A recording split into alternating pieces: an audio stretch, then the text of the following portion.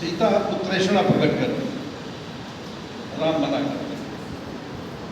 परिणाम स्वरूप सीता अलग रूट करके मायके चली जाती है और सीता के व्यवहार से राम अलग रूट करके वन चले जाते हैं और वन जाते हुए वहाँ कुंवरी नामक किसी नायिका से प्रेम हो जाता है और उसके वशीभूत होता है। अब देखिए यहाँ राम कथा कृष्ण कथा दोनों एक दूसरे से मिलते लोग को यह ध्यान नहीं है कि कहाँ किसे जोड़े दे रहे हैं। कुंवरी अपनी माया से राम को इतना अभिभूत कर देती है कि वो घर परिवार ही भूल जाते हैं।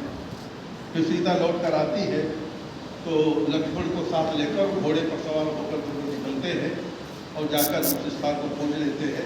काफ़ी बनावन के बाद राम अयोध्या लौटते हैं और इस तरह से फिर उनका वही दाम्पत्य जीवन स्वाभाविक रूप से चलने लगता है। बीच बीच में कुंवरी आती है, उसका प्रणय संवाद सुनाया जाता है।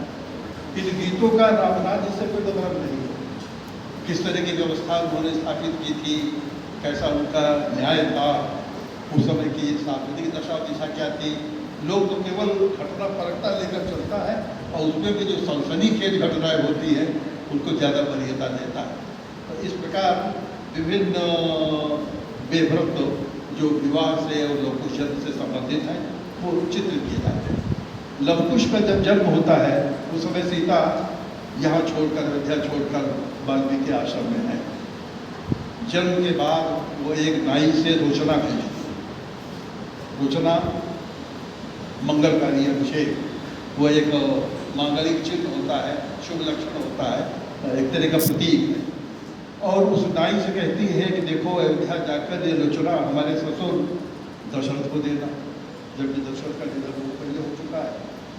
लेकिन ससुर की व्याप्ति होनी चाहिए, वो उपस्थित अनिवार्य होती है। इसलिए पहला रोचना दशरथ के नाम, दूसरा रोचना देवर लक्ष्मण के नाम, और साफ मना करते हैं कि उस पापी को न देना जिसने हमारी तरफ से उपेक्षा बरती है। वनवास का नाम नहीं लिया गया है, उपेक्षा बरती है।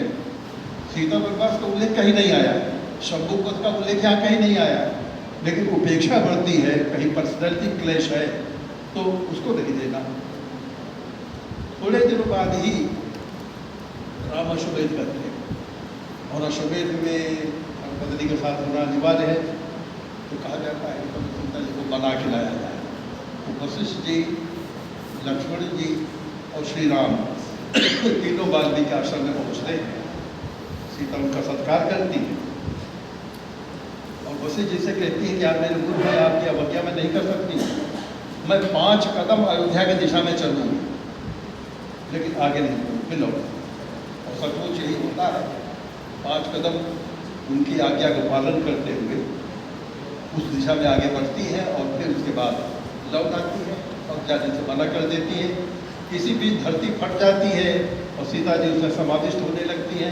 राम दौड़कर उनके केश पकड़ते हैं, मुंह पकड़ना चाहते हैं लेकिन पकड़ के केश आते हैं, थोड़े उनके हाथ में आ जाते हैं।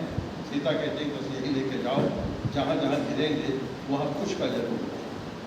आज भी वो कुश आप पूजा में इस्तेमाल करते हैं। ऐसा माना जाता है कि सीता जी के ही में अवशिष्ट केश है जो उनके प्रतीक मानते। और इस तरह से पृथ्वी की पुत्री पृथ्वी में समा जाती है। राम लोग कराते हैं, अश्वमेध करते हैं, फिर जैसे उनके दिन फेरे वैसे आप